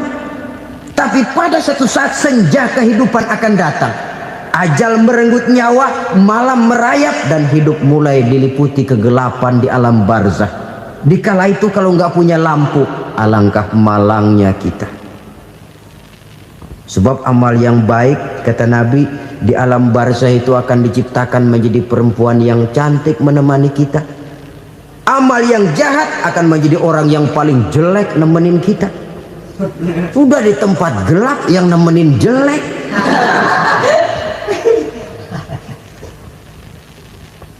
Kaum muslimin rahimakumullah. Kalau demikian masalahnya, tergantunglah kita pandai memanfaatkan waktu. Al-waktu kasayf. Waktu itu cepat sekali. Yang namanya waktu itu tahu-tahu. Tahu-tahu. Udah tahun 87. Tahu-tahu. Udah begitu. Tahu-tahu. Yang kemarin anak-anak, sekarang udah pada punya anak. Tahu-tahu saja itu. Begitu cepat waktu berlalu. Kalau tidaklah pandai kita memanfaatkannya, akan rugi kita. Nabi bersabda, "Man kana yaumuhu khairun min amsihi fahuwa rabih." Barang siapa yang hari ini lebih baik daripada hari kemarin, itu orang untung. Hari ini lebih baik daripada kemarin. Bulan ini lebih baik dari bulan kemarin. Tahun ini lebih baik dari tahun kemarin. Itu orang yang beruntung. Tahun kemarin sembayangnya maghrib doang, sekarang udah tambah isya. Tahun kemarin cuman Idul Fitri aja ngancem bener, sekarang udah tambah Jumat, lalu tambah lagi maghrib, tambah lagi isya, dan selanjutnya. Hari ini lebih baik daripada kemarin, itu orang yang beruntung. Wa man kana yaumuhu mislu amsihi fahuwa khasir. Lalu barang siapa yang hari ini sama saja dengan hari kemarin, itu orang rugi. Hari ini sama dengan kemarin, rugi itu. Bulan ini begitu, bulan kemarin begitu, tahun ini begitu, tahun lalu juga begitu. Rugi itu orang. Rugi apa? Rugi umur. Umur tambah, amalan gak pernah tambah. Dan saya pikir lebih merupakan azab ketimbang nikmat kalau orang dikasih panjang umur cuma untuk numpuk dosa. Mending mana? Panjang umur banyak dosa sama pendek umur dikit dosa? Mending mana? Mending mana? Ya, paling mending tentu panjang umur banyak pahala. Tapi kalau tidak, sekali lagi, lebih merupakan azab ketimbang nikmat kalau orang diberikan panjang umur tapi cuma untuk sekedar menumpuk dosa. Kehilangan kesadaran bahwa dunia bukan terminal akhir dari satu perjalanan. Dia cuma halte di mana kita berhenti sebentar untuk menuju kepada terminal yang hakiki. Saudara-saudara kaum muslimin rahimakumullah. Inilah lampu yang akan menerangi kehidupan. Amal yang kita lakukan di dalam kehidupan. Jadi yang dimaksud dengan lampu yang terang, kebajikan yang kita kerjakan dalam hidup. Nah, setiap orang di awal tadi saya bilang ingin bahagia. Bahagia itu kan hakikatnya kumpulan senang dan selamat. Senang, selamat. Apa bedanya? Senang tapi tidak selamat, nggak bahagia. Selamat tapi nggak senang, nggak bahagia orang. Contoh, kalau orang korupsi, duitnya banyak, senang dia, tapi keselamatannya. Ada tentara baris di samping rumahnya udah bingung, padahal tentara latihan. Tentara cuma latihan, dia bingung. Senang, tapi karena keselamatannya tidak terjamin, dia tidak bahagia. Sebaliknya pegawai negeri jujur benar, cuma segaji-gajinya, selamat nggak korupsi, tapi melarat, ya nggak bahagia juga, kurang senang. Kesenangan dan keselamatan untuk dunia saja, ya sekali lagi, kalau cuma sekedar untuk dunia saja, bisa dibeli pakai uang. Bisa dibeli pakai uang. Saudara ingin selamat, bisa dibeli pakai uang. Saudara ingin senang, bisa dibeli dengan uang. Tapi setelah mati masuk ke alam barzah, habis kekuasaan uang. Nggak bisa lagi beli keselamatan pakai uang, tidak mungkin lagi membeli kesenangan dengan uang. Di situ pahala yang megang peranan. Makin banyak pahala, makin banyak saham untuk membeli kesenangan dan keselamatan, untuk memperoleh yang namanya bahagia. Dan jangan lupa loh, di alam barzah kita nggak sebentar, menunggu datangnya kiamat. Loh iya, kalau kita begitu dikuburin terus kiamat datang, untung. Tapi kalau masih harus 1000, 2000, puluhan ribu tahun yang akan datang, dalam satu penantian yang begitu lama, tanpa saham untuk memperoleh kebahagiaan, satu kemalangan yang tidak ada pernah putus-putusnya. Janganlah tergelincir oleh kebahagiaan sebentar yang menipu dengan mengorbankan kebahagiaan hakiki yang berjangka panjang. Apa artinya senyum sejenak kalau harus ditebus dengan tangis seumur hidup? Biarlah kita minum jamu, pahit memang, getir memang, tapi kan besok badan sehat. Daripada sekarang minum sirup, manis memang, enak memang, tapi bibir pada jontor besok. Sirawan, batuk, nggak karu-karuan. Banyak orang tertipu oleh kesenangan yang sebentar, padahal laisa kullu ma yalma'u zahaban. Belum tentu semua yang berkilat itu emas, belum tentu semua yang gemerlap itu intan. Karena itu marilah manfaatkan kesempatan yang diberikan Allah ini untuk mengumpulkan kebajikan yang sebanyak-banyaknya. Yang terakhir sekarang, yang keempat, tanda orang bahagia kata Nabi, zaujatun salihah. Orang bahagia itu tanda yang keempat kata Nabi, punya istri biar cakep asal taat. Sudah surga itu, sudah cakep taat. Istri kayak gitu, kalau belum mati jangan dikuburin dulu itu. Sudah cakep taat lagi, tapi kadang-kadang enggak, udah jelek ngadat melulu. Apa yang mau dipilih? Sebab itu Quran mengatakan istri pakaian untuk suami, suami pakaian untuk istri. Kenapa suami istri diibaratkan pakaian? Alangkah tingginya gaya bahasa Quran ini. Suami istri teman hidup, hidup perjalanan panjang. Sejak kita dalam rahim sudah ada hidup kan di sini. Sampai ke alam dunia, masuk ke alam barzah, kumpul di padang mahsyar, sampai menuju akhirat, itu perjalanan hidup. Carilah istri atau suami teman hidup yang membawa manfaat tidak hanya kehidupan di dunia ini, sampai di alam barzah, sampai di padang mahsyar. Suaminya mungkin meninggal lebih dulu, atau istrinya mungkin meninggal lebih dulu, tapi suami atau istri yang masih hidup berbuat kebajikan. Suami saya meninggal, ada hartanya, saya sedekahkan, niat pahala untuk almarhum suami saya. Ini teman hidup, tidak dibatasi dan tidak bisa dipisahkan oleh maut sekalipun. Zohirnya mungkin pisah, badannya mungkin pisah, tapi hatinya, jiwanya, kebersamaannya dalam menghadapi kehidupan. Karena itu saudara-saudara, bahasa Quran indah. Suami istri diibaratkan seperti pakaian. Apa fungsi pakaian? Pertama, pakaian jadi kebanggaan. Artinya suami harus menjadi kebanggaan istri, istri harus jadi kebanggaan suami. Yang kedua, pakaian itu kan fungsinya menutup aurat. Artinya sesama suami istri harus saling menjaga kekurangan masing-masing. Jangan malah sesama suami istri saling membongkar rahasia dan aibnya sendiri-sendiri. Istrinya diceritain jeleknya di mana-mana, atau suaminya dibongkar rahasianya di pasar umum. Itu sudah tidak lagi berfungsi sebagai pakaian. Kenapa semua ini diperlukan? Karena kita menyadari bangsa yang baik terdiri dari masyarakat yang baik. Masyarakat yang baik merupakan susunan dari warga yang baik. Warga yang baik adalah terdiri dari rumah tangga yang baik. Dan rumah tangga yang baik merupakan susunan dari pribadi yang baik. Dari situ langkah dimulai. Membangun satu bangsa yang baik diawali dengan membangun rumah tangga yang baik, dengan menciptakan pribadi-pribadi yang baik. Sehingga dari sini diharapkan berkembanglah nilai-nilai kebaikan. Orang akan bahagia mempunyai istri yang soleh.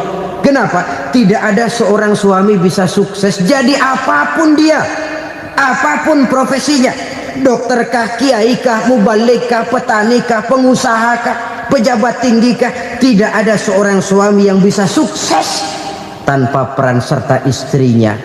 Walaupun memang peranan itu tidak begitu kelihatan, tapi sangat menentukan.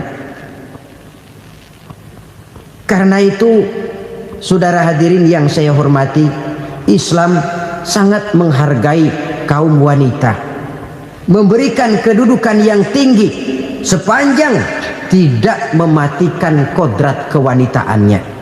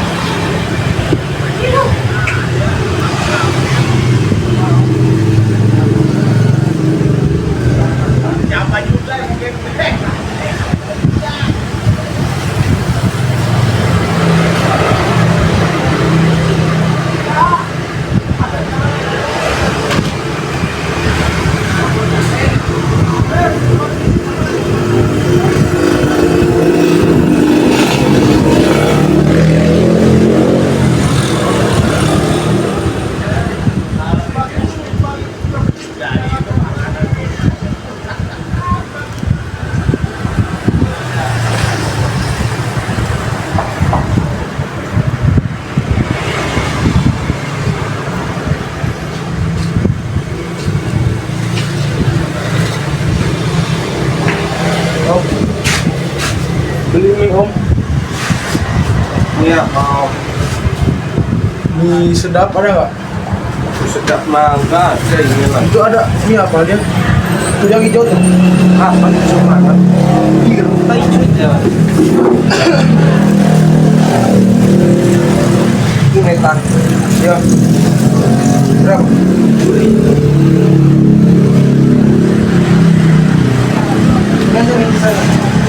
Berapa? Plastik dong. Plastik dong.